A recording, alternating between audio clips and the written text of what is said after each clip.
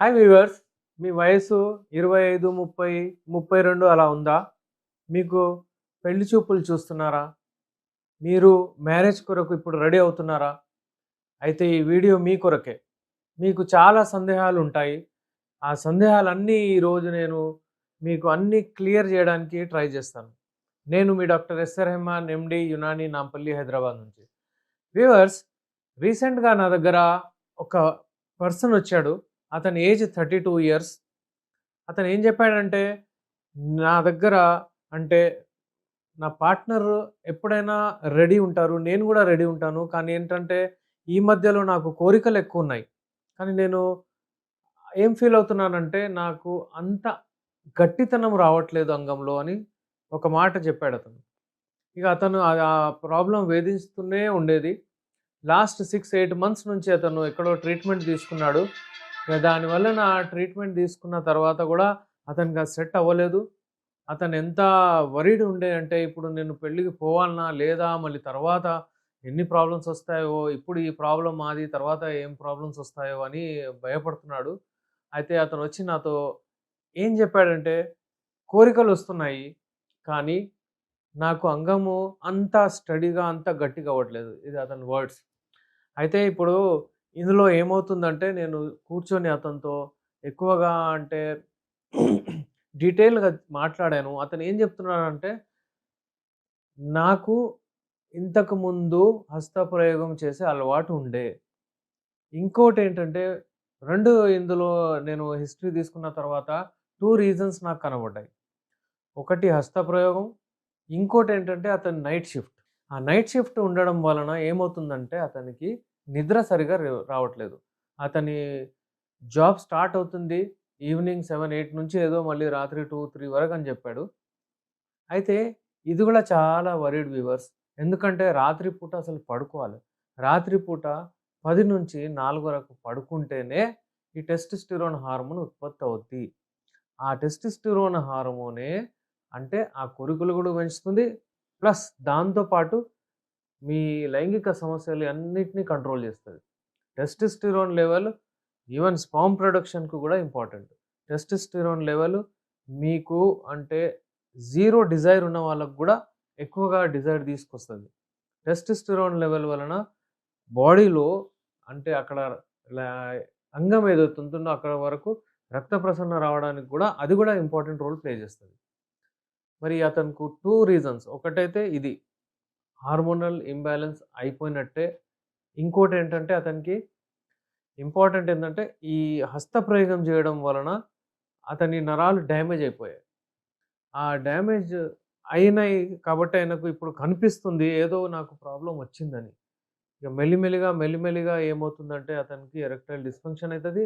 ఇప్పుడు ఆల్రెడీ అతని మైండ్ మీద ఎఫెక్ట్ చేసినట్టే అయిపోయిందది. అయితే అతనికి ఈ ప్రాబ్లమ్ ఉంది అని అతను ఏం చేశాడంటే చాలా సిస్టమ్ ఆఫ్ మెడిసిన్స్ దగ్గర కూడా వెళ్ళాడు. 1 ½ ఇయర్ నుంచి ఒక మెడిసిన్ వాడుతున్నారు. దాని వలన ఏంటంటే అతనికి అసలు అర్థం అవ్వట్లేదు. అది వాడడం వలన నాకు కొంచెం రెస్పాన్స్ వస్తుంది. కానీ మళ్ళీ నాకు అలాగే ఉంది. ఆ కాన్ఫిడెన్స్ రావట్లేదు. మీ వీడియోస్ చూసాను. మీ గురించి చాలామంది చెప్పారు. అందుకే మీ దగ్గరొచ్చానని చెప్పాడు. యునానీలో ఏంటంటే మనము యూజువల్లీ మాక్సిమం 3-4 మంత్స్ నేను చెబుతూ ఉంటాను. మాక్సిమం అంటే ఇంకొక నెల అటు ఇటు దాంట్లో సెట్ అయిపోద్ది. మీకు మళ్ళీ ఏం అవసరం ఉండవద్దు మెడిసిన్స్‌వి. కానీ వాడుతూ ఉన్నారంటే అది గూడా మీకు చాలా అంటే అడిక్ట్ అవుతారు. అంటే మెడిసిన్స్ ఎక్కువగా గూడా వాడకూడదు. మళ్ళీ అంగం అది ఎప్పుడైతే మెడిసిన్ యేసుకుంటారో అప్పుడే గట్టిగా పడుతుంది. లేకపోతే మళ్ళీ డౌన్ అయిపోతుంది.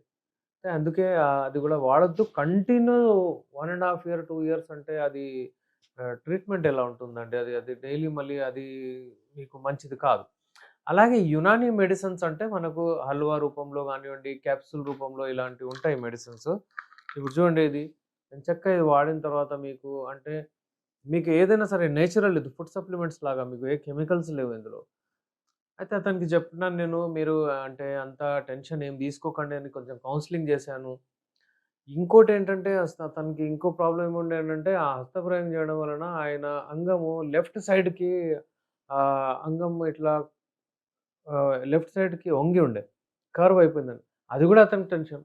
దాని గురించి కూడా ఎక్కువగా ఆలోచిస్తున్నాడు. నాకేమైతదో, మళ్ళా పోయిన తర్వాత ఏం ప్రాబ్లమ్ అవుతదో, ఏందో అని ఇగ అదంటే మరి దానికి కూడా నేను జెప్పాను. అలా ఏం గాదు బాబు ఇది ఆయిల్ ఉంటది. తిలా అది పెట్టడం, మంచిగా మసాజ్ జేయడం చాలా గట్టిగా అయిపోతది. స్ట్రెయిట్ అయిపోతది మీకు. ఇంకా చాలా మంది కేసెస్‌లో ఉంటాయి అని ఆయనకు కూడా చెప్పడం జరిగింది.